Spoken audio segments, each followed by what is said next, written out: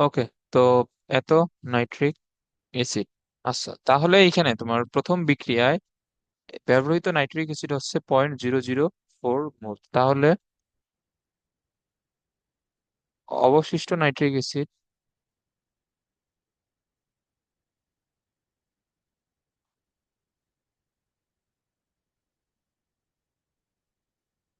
তাহলে অবশিষ্ট নাইট্রিক অ্যাসিডের এই পরিমাণ হচ্ছে 0.01 থেকে 0.004 বার।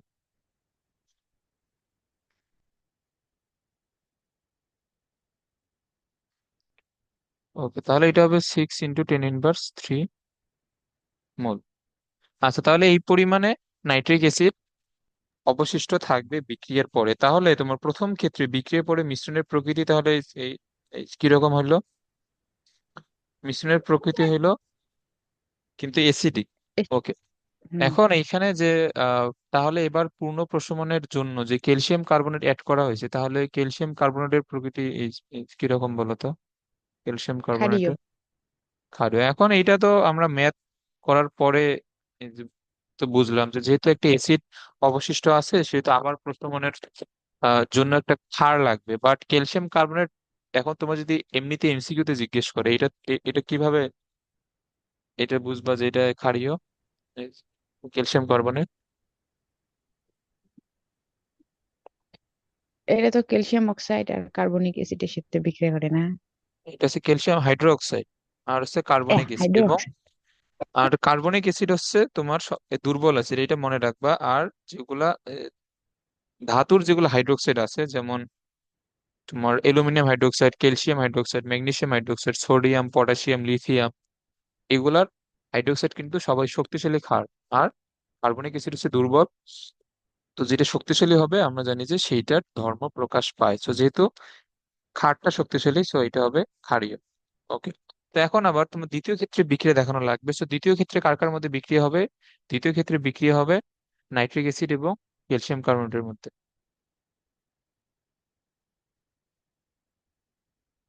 ওকে।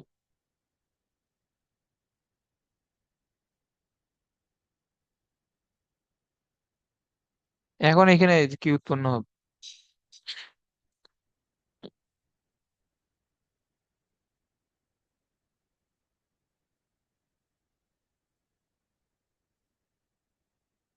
বলো। এখানে কি উৎপন্ন হবে? হুম। Calcium, calcium nitrate, carbon die oxide আর পানি। এখানে হবে ক্যালসিয়াম নাইট্রেট। সো নাইট্রেটের দুজনে কিন্তু এক, আর ক্যালসিয়ামের দুই। সো এখানে হচ্ছে পানি এবং কার্বন ডাই অক্সাইড। এখন সমতা করো। নাইট্রেট যেহেতু এখানে দুইটা আছে, তো এখানে দুই দিয়ে দাও হাইড্রোজেনের সামনে। দুইটা, তাহলে হাইড্রোজেন দুইটা এখানে মিলছে। ক্যালসিয়াম একটা এখানে তোমার ঠিক আছে, কার্বন একটা ঠিক আছে। আর নাইট্রেট তো মিলাই দিছি, তাহলে নাইট্রোজেনের সরি নাইট্রেটের অক্সিজেনের হিসাব বাদ। আর কার্বনেটের যে তিনটা অক্সিজেন তার মধ্যে পানিতে একটা, আর কার্বন ডাই অক্সাইডে দুইটা মিলে গেছে। এটা বুঝছো তো না সমতাটা? হ্যাঁ, বুঝছি। সমতা কিন্তু ইম্পর্টেন্ট, সমতা ছাড়া ম্যাথ করলে কিন্তু ভুল হবে।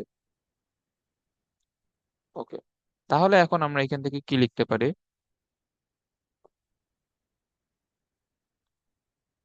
আচ্ছা, এখন আমাদের এইখানে আছে 0.006 মোল নাইট্রিক অ্যাসিড। আর ক্যালসিয়াম কার্বনেট আছে 0.0025। আচ্ছা, তাহলে 1 মোল ক্যালসিয়াম কার্বনেটের জন্য 2 মোল নাইট্রিক অ্যাসিড লাগে।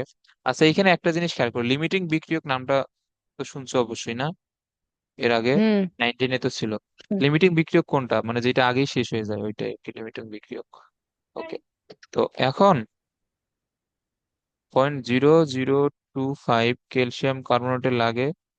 আচ্ছা, এর 1 মোলের জন্য যদি এর 2 মোল লাগে, তাহলে এর 0.025 এর জন্য লাগবে এর দ্বিগুণ, মানে 0.005। আচ্ছা, তাহলে 0.005 মোল ক্যালসিয়াম নাইট্রিক অ্যাসিড লাগতেছে। বাট দ্বিতীয় ক্ষেত্রে বিক্রিয়ার জন্য 0.006 মোল কিন্তু নাইট্রিক অ্যাসিড অলরেডি আছে, বাট লাগতেছে হচ্ছে 0.005। তাহলে এখানে থাকবে কে? নাইট্রিক অ্যাসিড থাকবে, আর লিমিটিং বিক্রিয়ক হবে কোনটা? Calcium carbonate. এটা বুঝছো? হ্যাঁ, বুঝছি। ওকে, এখন এটা মানে এটা তুমি একটু আগেই ডিসাইড করে নিবা আর কি, যে কোনটা শেষ হয়ে যাবে। মানে যেটা লিমিটিং বিক্রিয়ক সেটা সামনে লিখবা।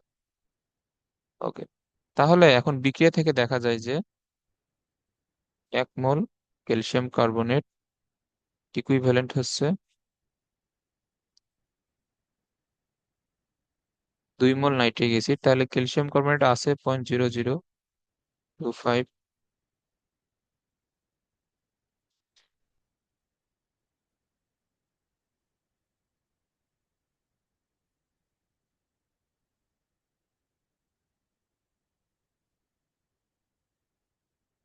ওকে, এটা হচ্ছে 2 × 0.0025। তাহলে এটা হচ্ছে পয়েন্ট,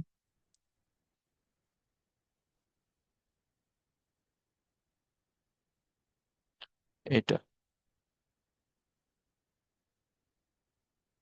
তাহলে এইখানে অবশিষ্ট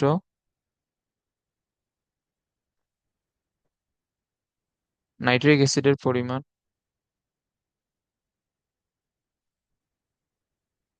ছিল 0.006, ইউজ করা হয়েছে 0.005। তাহলে বাকি থাকবে কত? 0.001 মোল। সো এটা যেহেতু অ্যান্সার হয়, তাহলে মিশ্রণের প্রকৃতি তাহলে কিরকম হবে?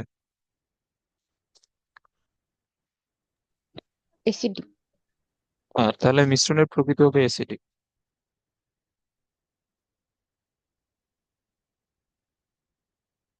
আচ্ছা, এইখানে কিন্তু একটা এক্সট্রা প্রশ্ন করে। এখন তোমাকে ডিরেক্ট কিন্তু জিজ্ঞেস করবে না যে মিশ্রণের প্রকৃতি এই কিরকম হবে।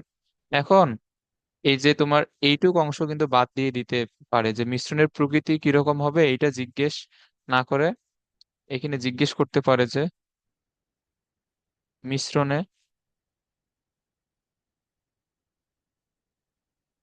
লিটমাস পেপারের বর্ণ পরিবর্তন কিরূপ হবে।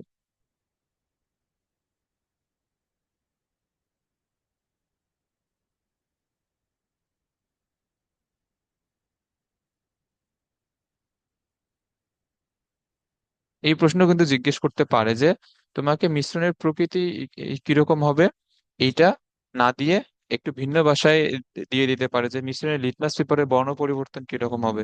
সো লিটমাস পেপারের বর্ণ পরিবর্তন কিরূপ হবে এটা জানার জন্য তোমাকে আগে জানতে হবে যে মিশ্রণটা অ্যাসিডিক হবে নাকি ক্ষারীয় হবে।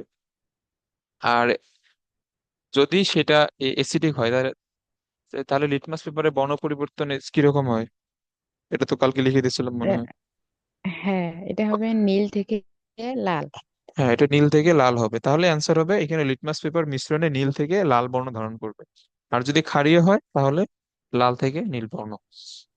ওকে, তো সেম প্রশ্ন কিন্তু বিভিন্ন ভাবেই আসতে পারে। এবং এখানে আরো একটা প্রশ্ন করতে পারে যে মিশ্রণের পিএইচ কত হবে। সো পিএইচ এর সূত্র কি? পিএইচ ফার্স্ট পেপারে ছিল রাসায়নিক পরিবর্তনে, এই যে পড়ছো রাসায়নিক পরিবর্তন। বুঝছি।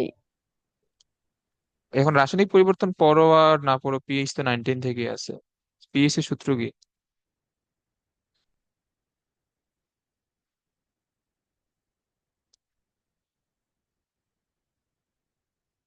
পিএইচ এর সূত্র জানো না? পিএইচ এর সূত্র হচ্ছে মাইনাস লগ হাইড্রোজেন আয়নের ঘনমাত্রা। এটা হচ্ছে পিএইচ এর সূত্র। সো এইখানে পিএইচ এর ম্যাথও আছে, আমরা পিএইচ এর ম্যাথ করবো, সমস্যা নাই।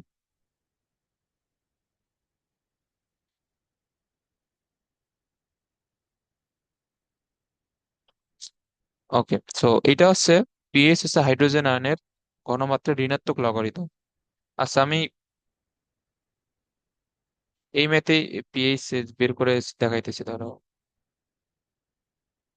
কারণ এগুলো লাগবে। আর লিটমাস পেপার দিয়ে এই প্রশ্ন আসলে তো পাবাই। আচ্ছা, এখন এইখানে তোমার মিশ্রণের আয়তন কত হবে বলো তো? এখন একটা জিনিস এই যে খেয়াল করো, মিশ্রণে শুধুমাত্র কে বাকি আছে?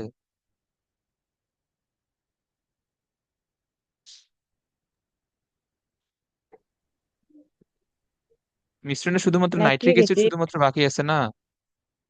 হুম। ওকে, সো এটার মোল সংখ্যা কত? মোল সংখ্যা হচ্ছে 0.001।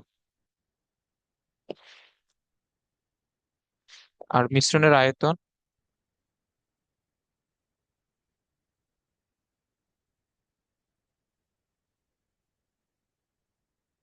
এখন দেখো মিশ্রণের আয়তন, এই যে প্রশ্নটা পড়ো, প্রথমে 40 মিলিলিটার পটাশিয়াম হাইড্রোক্সাইড, তারপরে 50 মিলিলিটার নাইট্রিক অ্যাসিড এবং ক্যালসিয়াম কার্বনেটের কিন্তু কোনো দ্রবণ ইউজ করা হয় নাই। ক্যালসিয়াম কার্বনেট, তোমার কঠিন ক্যালসিয়াম কার্বনেট 0.25 গ্রাম ইউজ করা হয়েছে। তো তাহলে মিশ্রণের মোট আয়তন কত হবে? 40 আর 50 মিলে 90 মিলিলিটার, বা 0.09 লিটার। ওকে, আর আর এখন পিএইচ এর সূত্র হচ্ছে, যেটা লিখে দিলাম, যে পিএইচ সমান হচ্ছে -log অফ, এই যে থার্ড ব্র্যাকেটের এই ভিতরে কোনো আয়ন লেখা মানে ওই আয়নের ঘনমাত্রা বা এস লেখা মূলত। সো এখন তাহলে আমাদের হাইড্রোজেন আয়নের ঘনমাত্রাটা জানতে হবে। ওকে, আচ্ছা, এটা আমি আরেকটা পেজের মধ্যে এটা বুঝাই দাঁড়াও।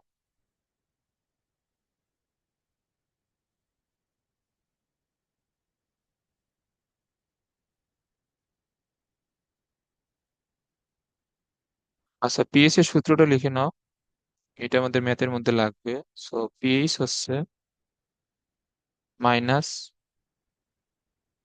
-log অফ হাইড্রোজেন আয়নের ঘনমাত্রা।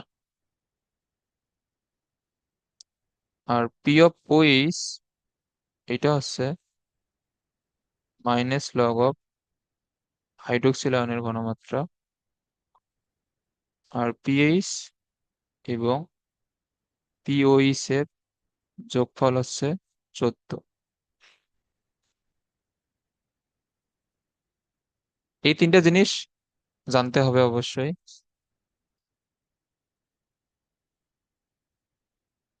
আচ্ছা, এখন এইখানে যে কাহিনীটা আছে,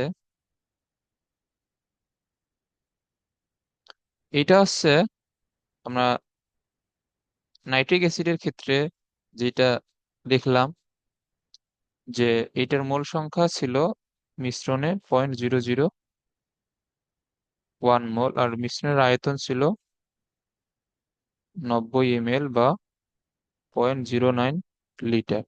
তাহলে এখন এর ঘনমাত্রা যেহেতু বের করতে হবে, এবং আমরা জানি N = S × V, তাহলে এর সমান কি হবে? N/V, 0.001/0.09। ওকে, 0.001/0.09।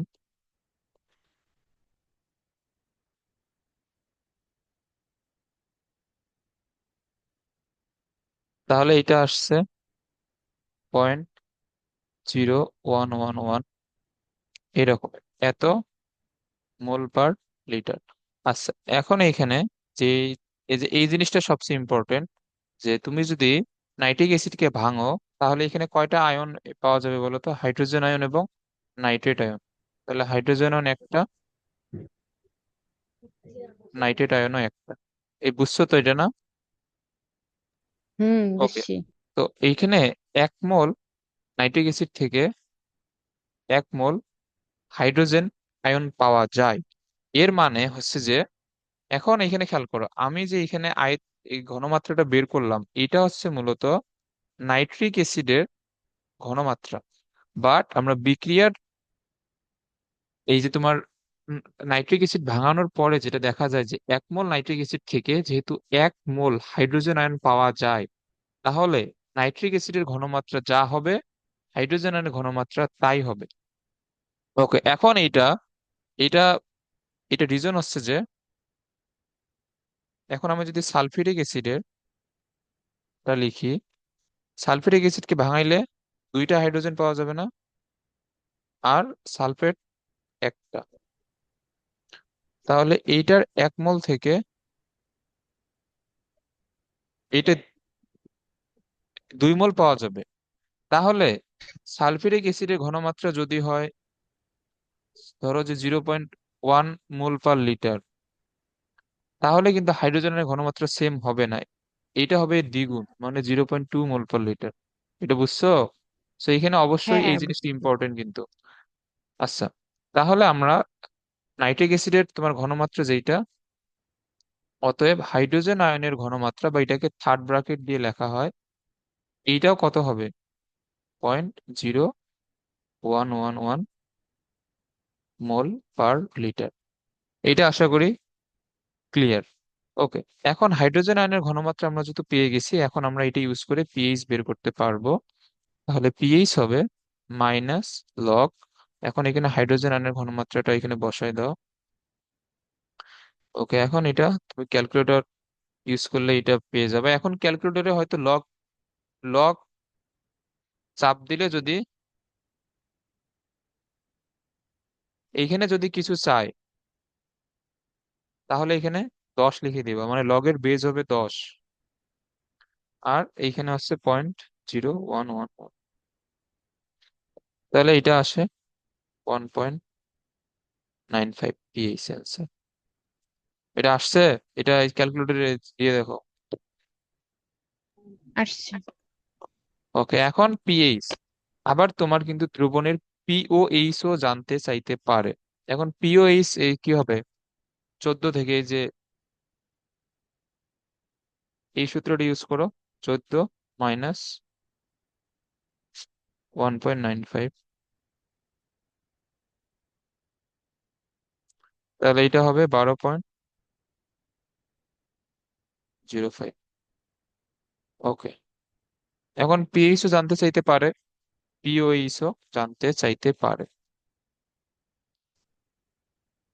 ওকে, তাহলে এই মিশ্রণ থেকে তিন টাইপের প্রশ্ন হইতে পারে। একটা হচ্ছে তোমাকে ডিরেক্ট জিজ্ঞেস করবে মিশ্রণের প্রকৃতি কিরকম হবে। তো মিশ্রণের প্রকৃতি কিরকম হবে, এটা আশা করি বের করতে পারবা, কোনো সমস্যা হবে না।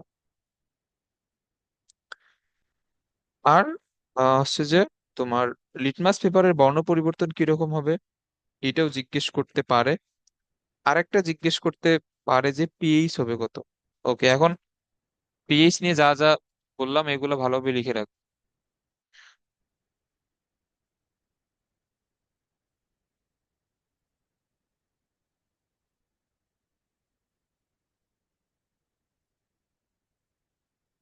আচ্ছা, এখন যেভাবে ম্যাথ গুলো করে দিলাম সেইভাবে করবা।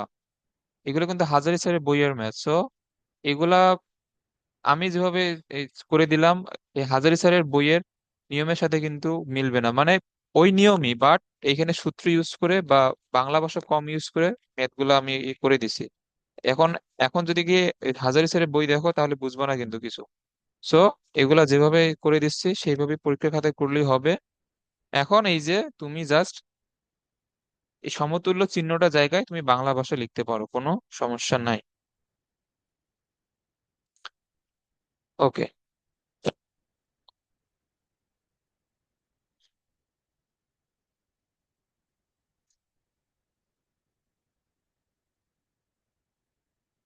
আচ্ছা এরপরে আহ, এই প্রথম বিকারে 50 ml এত গ্রাম আছে, আণবিক ভর বের করতে বলছে। সো এইখানে কোন সূত্র হবে? আমরা জানি W=SVM। ডাব্লিউ কত দেওয়া? 2.45। এস দেওয়া 0.5। ভি তো নিতে হবে লিটারে, তাহলে 0.05 এম। তাহলে 2.45 ডিভাইড বাই 0.05 ইন্টু 0.05, সো এটা হচ্ছে 98। তো এটা অ্যান্সার আসবে গ্রাম পার মোল। সো এটা বোঝাই যাচ্ছে যে এটা সালফিউরিক অ্যাসিড, মানে এক্সটা মূলত হচ্ছে এস। ওকে, দ্বিতীয় পাত্রের মধ্যে এত আছে। আচ্ছা, যাই হোক, এখন এখানে বলছে যে মিশ্রণের প্রকৃতি কিরকম হবে।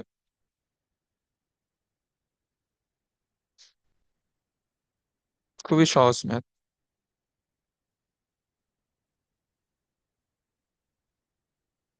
সো মিশ্রণের ম্যাথ বললেই প্রথম কাজ হচ্ছে মোল সংখ্যা বের করে নেওয়া।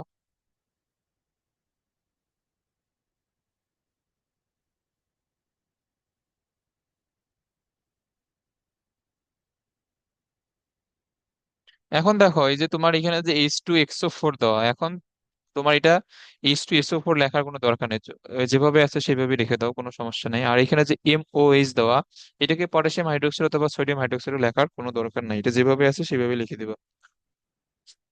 ওকে। তো এইটার মোল সংখ্যা কি হবে? Sorry, S × B। So S হচ্ছে 0.5 আর বি হচ্ছে 0.05।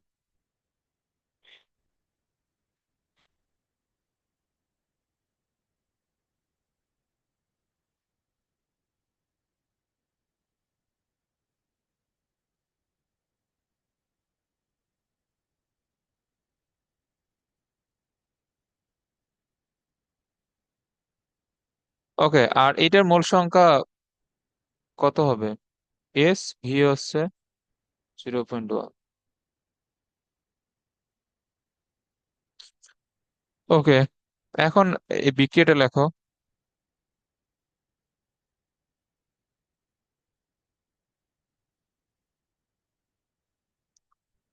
সো এখন তো, এখন এখানে যৌগটা কি হবে বলো তো?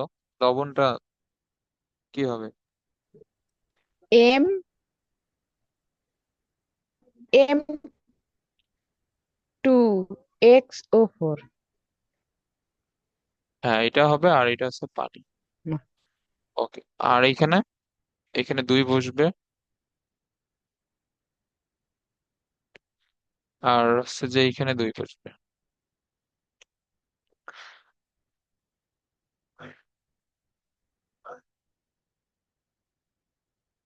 তো এটা হচ্ছে 1 মোল, এর এর 2 মোল, তাহলে উম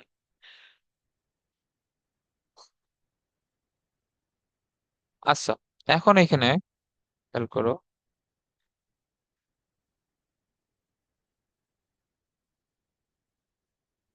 তার মানে এইখানে 1 মোল তোমার সালফিউরিক অ্যাসিড H2XO4, এইটার ইকুইভ্যালেন্ট হচ্ছে 2 মোল।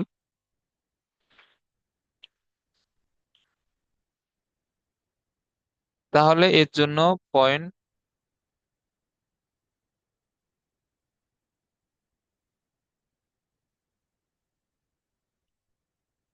আর তাহলে এটা হবে 2 ×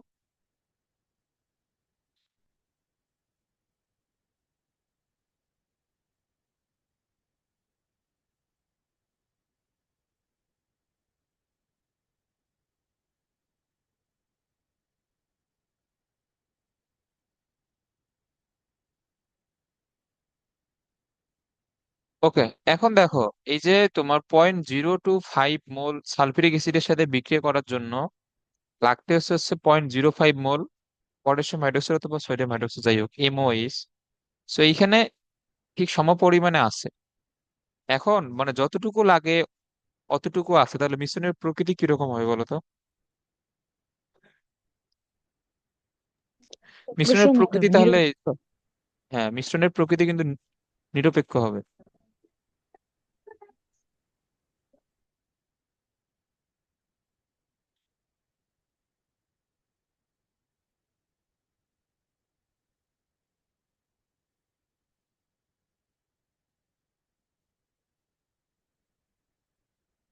ওকে।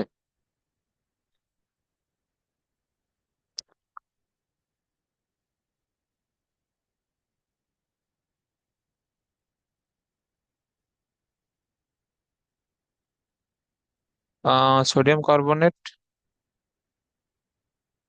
আচ্ছা, এই যে তোমার এই বিক্রিয়াটা আর কি জানতে হবে।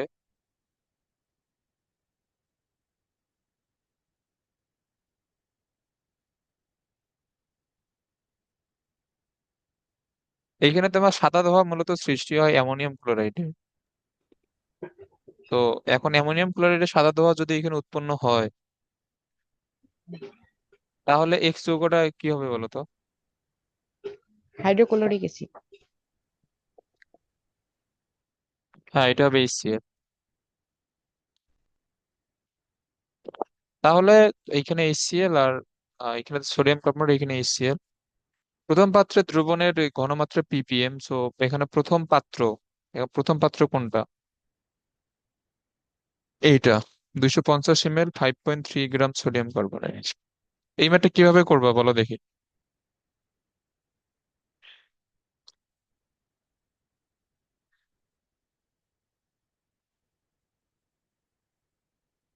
বলো।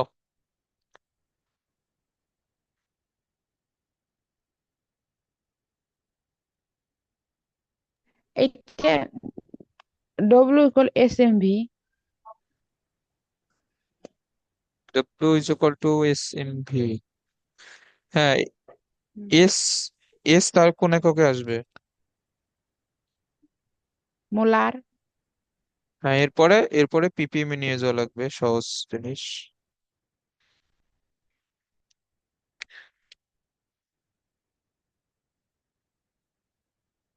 ওকে, এরপরে আহ মিশ্রণের প্রকৃতি, মিশ্রণের প্রকৃতি বের করতে তো পারবা? আচ্ছা, সহজ তো এটা না এখন এটা। তোমার এই যে পিএইচ বের করা তো শিখাইলাম। So, এখন হুম। মিশ্রণের এই প্রকৃতি বের করে তারপরে পিএইচ বের করবা।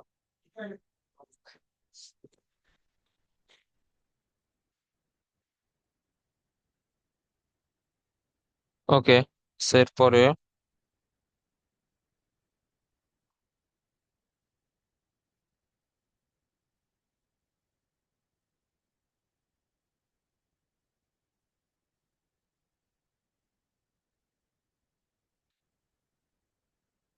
আচ্ছা, এটা এটা হোমওয়ার্ক। ওকে, এখন এইখানে এই ম্যাথের যে অ্যান্সার, এইখানে তোমার সোডিয়াম কার্বনেট অবশিষ্ট থাকবে।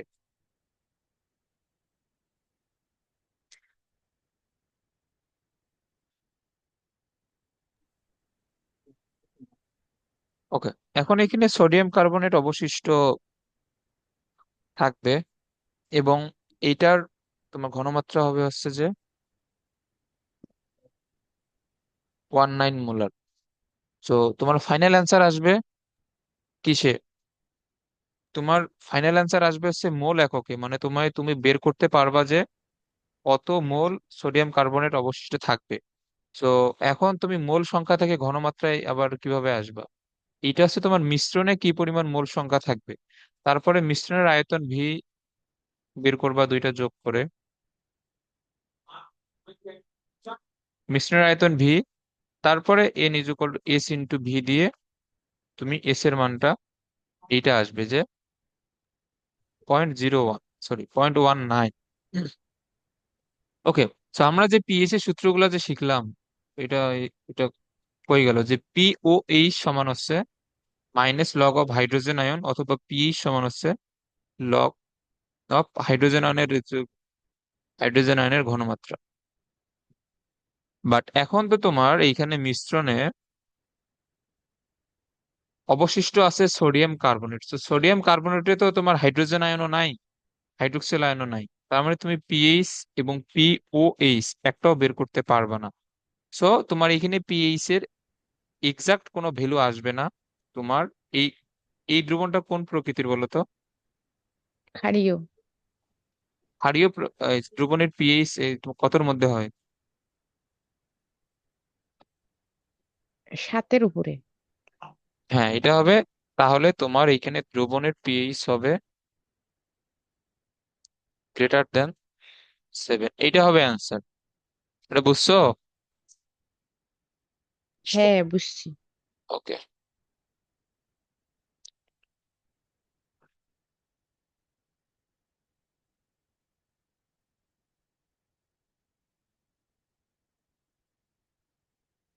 এই যে এটা খেয়াল করো।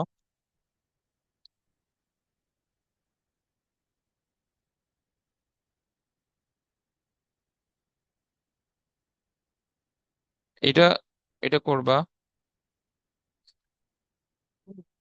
ওকে, এখন এইখানে খেয়াল করো, ক্ষারকীয় অ্যাসিড মানে তুমি সালফিউরিক অ্যাসিড এখানে ধরে নিবা।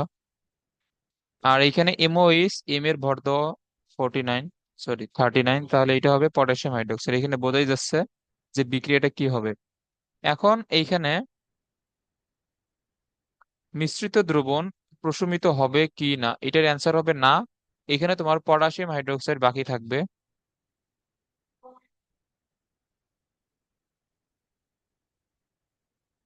ওকে, এখন এখানে পটাশিয়াম হাইড্রোক্সাইড বাকি থাকবে। ওকে, এখন তুমি এটা এটা ম্যাথটা সলভ করে দেখবা যে পটাশিয়াম হাইড্রোক্সাইড বাকি থাকবে 0.01 মোল। সো এই টাইপের অনেকগুলো ম্যাথ তো আজকে দেখানো হয়েছে। সো কি পরিমাণ বাকি থাকবে সেটা আশা করি বের করতে পারবা। আর মিশ্রণের আয়তন কি হবে?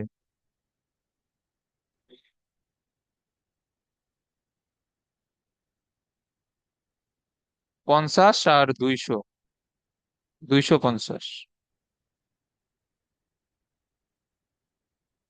তাহলে আমরা জানি N × S × V, তাহলে 0.01 ডিভাইড বাই 0.25, এইটা আসবে 0.04 মোল/লিটার।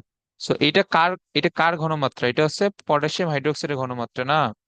এখন তোমাকে বিক্রিয়া লিখতে হবে অবশ্যই, যে পটাশিয়াম আয়ন এবং হাইড্রোক্সিল আয়ন। এখন এর 1 মোল থেকে হাইড্রোক্সিল আয়ন 1 মোল আসে। ওকে, তাহলে পটাশিয়াম হাইড্রোক্সাইডের ঘনমাত্রা যদি 0.04 হয়, তাহলে হাইড্রোক্সিল আয়নের ঘনমাত্রাও 0.04ই হবে। এটা বুঝছো? হ্যাঁ। এখন আমরা এখানে পটাশিয়াম হাইড্রোক্সাইড কেন নিলাম? তোমাকে তো পিএইচ বের করতে বলছে, বাট তুমি এখানে ডিরেক্টলি পিএইচ বের করতে পারবা না। তোমাকে আগে হাইড্রোক্সিল আয়নের ঘনমাত্রা ইউজ করে P(OH) বের করতে হবে। সো এটার সূত্র কি? -log অফ হাইড্রোক্সিল আয়নের ঘনমাত্রা। সো এটা হবে -log 0.04।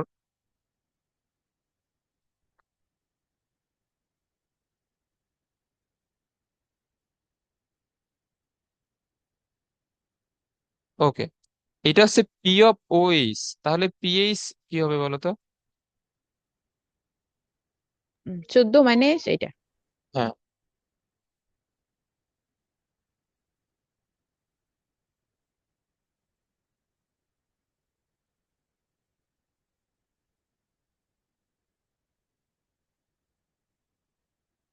তাহলে এটা হচ্ছে অ্যান্সার। এখন এইখানে যে এই যে বলছে যে মিশ্রণের প্রকৃতি পিএইচ এর মাধ্যমে বিশ্লেষণ করো। এখন পিএইচ বের করার জন্য তোমার তো আগে এটা বের করতেই তো, তুমি বের তো করবাই যে কোনটা বাকি থাকে। তুমি দেখবা যে পটাশিয়াম হাইড্রোক্সাইড বাকি থাকে, তাহলে তুমি তো অলরেডি শিওর যে এটার প্রকৃতি ক্ষারীয় হবে। বাট এখন পিএইচ এর অ্যান্সার আসছে 12। তো পিএইচ যেহেতু 7-এর চেয়ে বড়, সো পিএইচ 7-এর থেকে বড় হলে দ্রবণের প্রকৃতি কিরকম হয়? ক্ষারীয়। হ্যাঁ, এখন লিখবা যে যেহেতু পিএইচ ইজ গ্রেটার দেন 7, তাহলে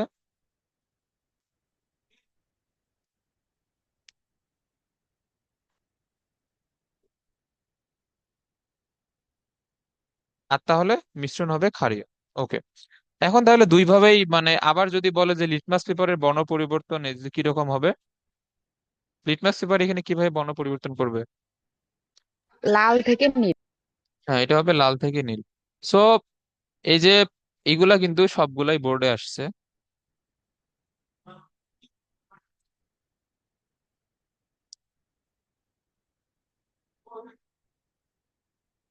আচ্ছা, এরপরে পিপিএম। আর এই যে এখানেও সেম ভাবে মিশ্রিত করলে সালফিউরিক অ্যাসিড এবং সোডিয়াম হাইড্রোক্সাইড, খুবই সহজ ম্যাথ। পিএইচ কত হবে এটা বের করবা। ওকে, এখন পিএইচ বের করার দুইটা ওয়ে আছে। তোমার যদি সালফিউরিক অ্যাসিড বাকি থাকে, তাহলে তুমি হাইড্রোজেন আয়নের ঘনমাত্রা দিয়ে ডিরেক্ট পিএইচ বের করবা। আর যদি সোডিয়াম হাইড্রোক্সাইড বাকি থাকে, তাহলে তোমাকে প্রথমে হাইড্রোক্সিল আয়নের ঘনমাত্রা নিয়ে P(OH) বের করতে হবে। দেন সেই তারপরে 14 থেকে P(OH) বিয়োগ করে পিএইচ আসবে।